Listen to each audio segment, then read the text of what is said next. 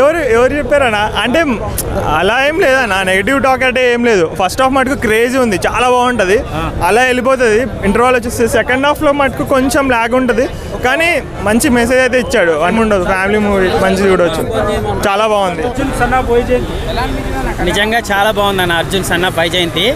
అసలు కళ్యాణ్ రామ్ గారు, విజయశాంతి గారి యాక్టింగ్ నిజంగా మదర్ సెంటిమెంట్. ఇంతవరకు ఇన్ని సినిమాలు చూసాం, కానీ మన ధనుష్ గారి సినిమా చూసాం, అమ్మా నాన్న తమిళ అమ్మాయి సినిమా చూసాం, కానీ అసలు ఏడిపించేశాడన్న కళ్యాణ్ రామ్, విజయశాంతి గారు. విజయశాంతి గారు ఆ ఏజ్లో ఏందన్న ఫైట్లు గుండాకి చచ్చేలాగా, నిజంగా ఆమెకు దండం పెట్టాలి. నిజంగా నేను ఎన్టీఆర్ గారు, కళ్యాణ్ రామ్ గారు ఎందుకు ఇంత లేపుతున్నారు మహేష్ బాబు గారు అనుకున్నా, కానీ సినిమాలో చూసామన్న ఆమె యాక్టింగ్ నిజంగా విజయశాంతి గారికి దండం పెట్టాలి. మంచి యాక్టర్ అన్న. ఆ మహేష్ బాబు సినిమాలో ఏదో గలీజ్గా చూపించారు, కానీ ఆమె యాక్టింగ్ అంటే ఈ సినిమాలో చూసామన్న.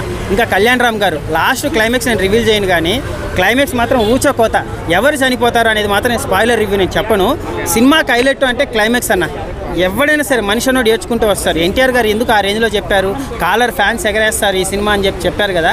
నిజంగా ఎన్టీఆర్ ఫ్యాన్ ప్రతి ఒక్కడు కాలర్ ఎగరేస్తాడు ఈ సినిమా చూసాక.